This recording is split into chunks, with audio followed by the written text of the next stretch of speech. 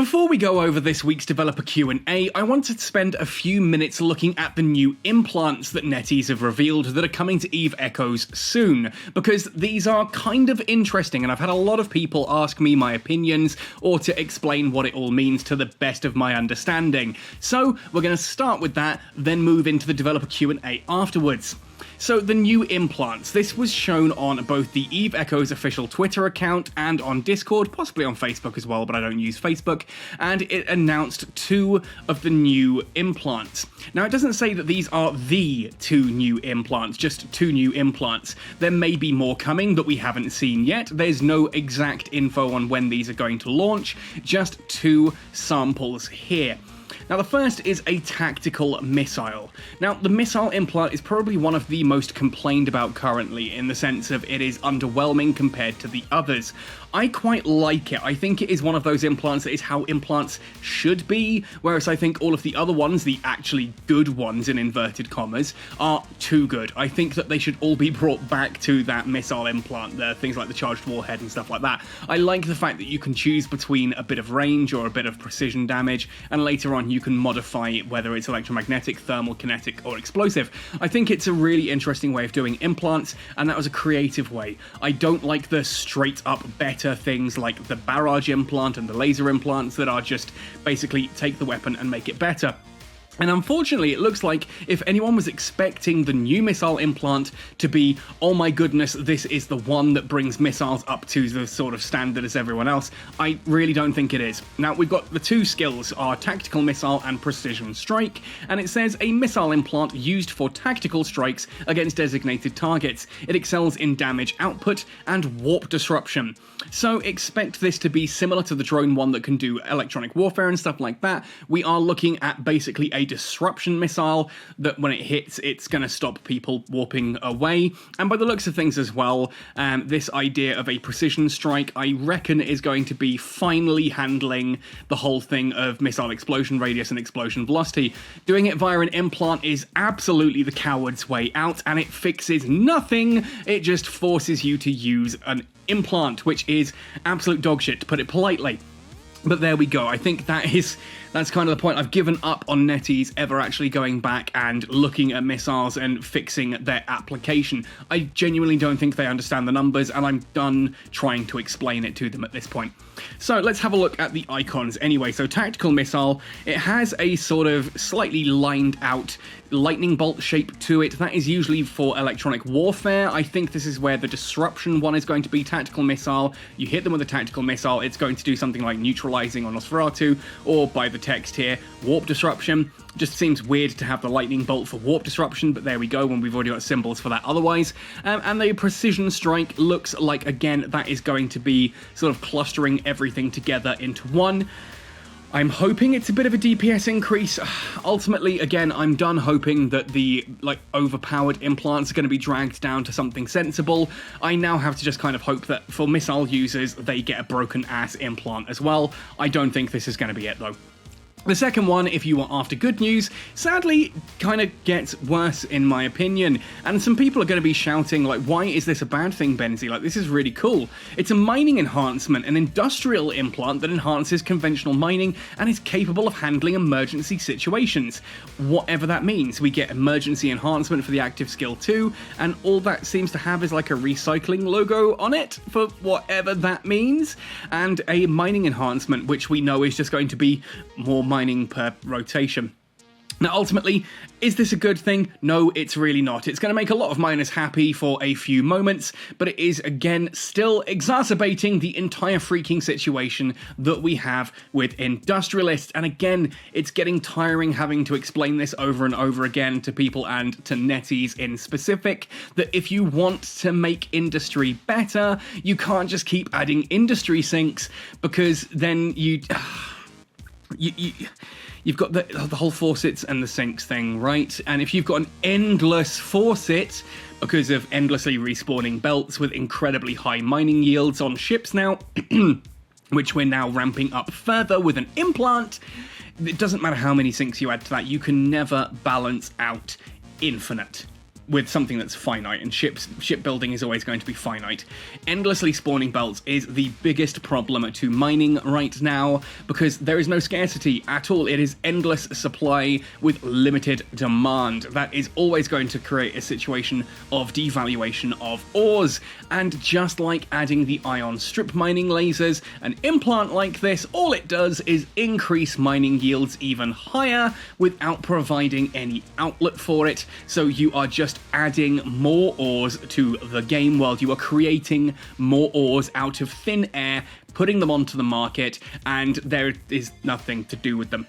And people say, oh yeah, but I'm really struggling to build all these big capitals. Yeah, look, it's another problem caused by capitals, right? A situation that doesn't need to be there, caused because we have a game that pushes you into one specific type of ship. Ultimately, we're at a point now where you fly interceptors or you fly capitals. There's really not much room in the middle. That is, well, at least people are still going to be doing other stuff in the middle, but that is very much what NetEase are aiming at the moment, is to push everyone into capitals, and currently the best way to fight that is an interceptor. So I don't know. To me, this mining enhancement is a really bad idea, because all it does is ramp up the ore yields even higher across an entire server that is already flooded with ores. Yes, it will help you specifically harvest the ores faster that you need for your projects. It also damages the entire game's economy in the process.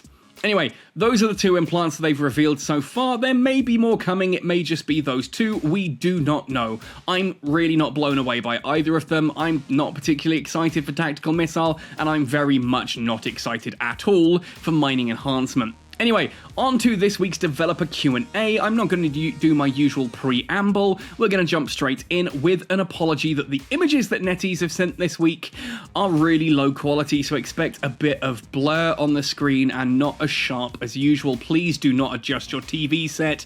This is just how the images are. I did ask for updates, both privately and public, and got nothing. If I sound exasperated with NetEase, it's because I am at this point. I still love this game, I love the community, I love the people, but I'm really finding it tough dealing with NetEase right now. Anyway, question number one then. Are there plans to release small ships other than capital ships in the future? A man after my own heart. Aren't we all wishing at this point? Where's my wolf, for crying out loud? I would love a Rifter Assault, a Tristan Assault, Kestrel. What about something like a Thorax up at tech level 10? I don't know. There's a lot of missing ships, and a lot of those are in smalls. NetEase seem to just not care at all. It's just bigger and bigger and bigger. We're going to get Titans before we get the remaining assault frigates at this rate. We have received many inquiries and suggestions from small ship players and industrial players. Yeah. No, really? Really? You're just getting this now? There are plans to add advanced models for battle cruisers and smaller ships in the new year. We adopt a new design in capital ship manufacturing, which is to use standard ship as material to make an advanced ship. We will consider applying this design for advanced models of battle cruisers and smaller ships too. Yeah, not like I've been screaming about that as a concept for over 2 years now, that things like the Naga 3 should consume the Naga 2 and the Naga 2 should consume the Naga 1, because that makes sense and really helps industry. It actually helps out the lower level industry pilots a bit more, because the ships that they can actually make will actually sell, which is a good thing. Sad to see the focus there on battle cruisers though. This brings up that worry of that good old attack battle cruiser. Oh, the Caldari's getting a new attack battle cruiser, one that uses large missiles, which is either going to be single-handedly the best thing in the game and thus wipe out everything, or it's going to be bloody useless because NetEase don't understand missiles. Either way, it's bad news for the game, and I'm really not looking forward to it. That said, wouldn't it be nice if it was something like the Hurricane Fleet issue, and that required you to consume the Hurricane? That would be awesome. That would make me super happy, Benzie, or a Harbinger Navy issue, stuff like this. That would be really, really cool. I would also like to see them actually go back over the current existing ship tree and put in this whole thing of consuming lower tier ships to make higher tier ones across the board. It would not be that hard to do. It is something that should be done as a priority to really help out industry. But hey, It's not going to happen. You and I both know it's not going to happen. Again, as I said, it's a little bit disappointing that the focus here is on battle cruisers because it means that's where they're going. We're asking for cruiser and smaller, and they've kind of gone, what about more carriers? And we're like, no, we want smaller. What about a dormant realm that you can still use your battleships in? No, we want smaller. What about battle cruisers? And it's like, come on, keep going. You're almost there, Netties. You're almost there. Keep at it. Again, we will consider applying this design for advancement. You shouldn't be considering at this point, Netties, you should be doing. Anyway, moving on to question number 2. When can we expect to get some more solo content? As of right now, in order for a player to have solo content with reasonable profit requires him or her to have a very high tier ship. Tech 10, basically. Most meaningful solo content has a high barrier of entry, and by the time one reaches it, it starts to feel very repetitive. Yeah, basically, if you want to solo and make good ISK, you are high-sec ratting, and oh yeah, great, warp into anomaly, shoot everything, warp to next anomaly, shoot everything, warp to next anomaly, shoot everything, warp to next anomaly, shoot everything, and so on and so forth ad tedium. Yeah, it is, by this point, we are in a dearth of solo content, which again is why I am so disappointed that Dormant Realms had the perfect blueprint of Abyssal Dead Spaces and just completely ignored it. Abyssal Dead Spaces, group content if you're in smaller ships, like you can have 3 frigates, 2 destroyers, or a cruiser. It's also soloable content, it's private content, it's a bit of PvP in there as well. There's so much going on that they could have done and just didn't. They decided to go for their own version, and it just ended up not as good. We noticed that PvE needs of many small ship players and have been trying to optimize it. That's bullshit. No, you haven't. You haven't tried anything with small ship players. Literally nothing has changed in like a year and a half now for anyone flying small ships. Like nothing other than the balance patch. Like that makes me angry when Netties come out with answers like that. In the upcoming PvE gameplay updates, we will gradually add more levels for small ships. We'll also optimize the difficulty of the gameplay for players of all levels. So, do we have anything for solo content? Here's a load of stuff about small ships. I mean, look, I'm happy that small ships are finally on their freaking horizon, but again, this is all stuff we've been crying out for 2.5 years. Players are leaving this game at an alarming rate at this point. An alarming rate. And the answer is to do nothing about it for how long? And now finally turn around and go, oh yeah, maybe we should fix that problem before the game dies. Yeah, I don't know. This looks like the possibility of Dormant Realms gradually add more levels for small ships. I don't know whether they're talking about adding more stuff to the ship tree, which again would be awesome, give me my wolf. Like we've just had EVE Online have just announced that they are updating the Rifter model, and they announced this as EVE Online's most iconic ship, the Rifter, getting a big visual update, and it looks amazing. If you have the time, go check out the trailer for it. I'll see if I can put it on screen, if I can get a decent download of it, probably not, so don't hold your breath, but it looks really cool. They are updating the Rifter, the Wolf, and the Jaguar, whereas in EVE Echoes, the most iconic ship in the game, according to CCP, the guys who made this game, no, it's a tier 2 ship that you will use for maybe 4 or 5 missions in the first hour of you playing the game, and you'll never undock it again, except for the memes. Sad, but there we are. Finally, though, I don't know, we'll gradually add more levels for small ships. That could be adding more ships to the ship tree. I think that's going to be adding Dormant Realms, but what they've said about Dormant Realms is that it will be aimed at smaller ships, but battleships will still be allowed in, which means battleships will still rule the roost, because that's just how this game works. If a frigate can do it, a battleship can do it better in terms of PvE, of course. Anyway, let's move on to question number 3. When you release the year-end stats, why not give out medals for the top players? Largest kill, largest loss, most market sales, PvE, PvP, and explore. I agree we should have more medals. This, to me, I'm in two minds. This kind of exclusivity is a little bit meh to me. I think there's better stuff they could be working on, but we've been planning to collect player achievement stats and design medal rewards. The new development plan will gradually implement the development of related features and reward design. Okay, yeah. Adding achievements to the game would be really cool. There are kind of some already in regards to exploration. If you want to go to the Hitchhiker's Guide to New Eden, you can kind of tick off certain systems and it turns part of your Hitchhiker's Guide to New Eden gold. That's literally it. Actual achievements would be really cool, a way to track this and do this, like, just, you know, how many ships you've built or how many ships you've destroyed, and unlocking achievements that you can show off as medals would be really cool. I think largest kill, largest loss, the fact that that's one person each time, to me that's not as exciting. I'd rather it be an actual achievement system for everyone rather than just a couple of big badges for literally a tiny handful of people on the server. Question number 4. I don't know what happened earlier. Do you have plans to increase the cargo holds, especially ore holds for industrials?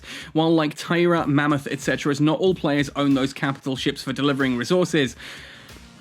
Also, do you have plans to create ore hold rig optimization just to increase the amount of ore to be stored on an inch ship? Also, belated Happy New Year. Considering the fact that industrial players need to transport large amounts of ore, but freighter and jump freighter are not affordable for everyone, the introduction of the rig to increase the capacity of transport ships may be a good direction to go. Oh my goodness, NetEase actually accepting that maybe not everyone wants to fly the biggest, heaviest ships. Who would have thought? We'll consider your suggestion and discuss the feasibility and related stats balance. 100% do it. 100% do it. Give us rigs. You've got rigs that increase the cargo hold. Give us rigs that increase the special hold, just at a slightly lower percentage. I don't know, I think to me, or even actually at a bigger percentage, sorry, it would be at a bigger percentage. Or even the same percentage. Goodness gracious me, I'm talking crap here. The Mammoth, when you look at the Mammoth, the ore hold and the standard hold's a lot smaller, the ore hold's a lot bigger. Therefore, just giving us 20% to the special hold compared to 25% to the standard hold would still be a huge thing and give a meaningful choice to those players while allowing you to do those. I still think those rigs should have downsides, that every time you add a cargo rig, for example, it reduces your agility. I still think things like the shield expanding rigs should also increase your signature radius. I think that everything should have a pro and a con to actually facilitate choice, but there we go. I don't know. I'm glad to see them doing that and actually accepting that not everyone wants to fly a capital, even if it is only in regards to hauling, which, let's be fair, is an incredibly niche part of the game at this point in time, or at least, you know, delivery hauling is. Moving, like, your ore and that around, it's, yeah, I guess some people do those big runs where, you know, you collect it from one station and move it to your alliance's main hub of operations, perhaps, but, yeah. I'm glad. I think this is a good idea. I think it needs to happen. It needs to happen a long time ago. Anyway, folks, that's this week's developer Q&A. 4 questions, all of which are fairly just meh and disappointing. 2 implants that I am not at all excited for. I promise you, I am genuinely trying to look for good things in this game right now. I just cannot find them, and every time I talk to NetEase or I talk about, like, what's going on, it just kind of gets me into this situation where it's like, I still see the possibilities of this game, and there is so much good under here that has just been squandered and badly handled, and I hold out that it could still be turned around. I don't think it will, but I'm hoping that I'm wrong, right? Hope that makes sense. Anyway, folks, let me know your thoughts and opinions in the comment section down below. Otherwise, happy sailing, and see you in New Eden!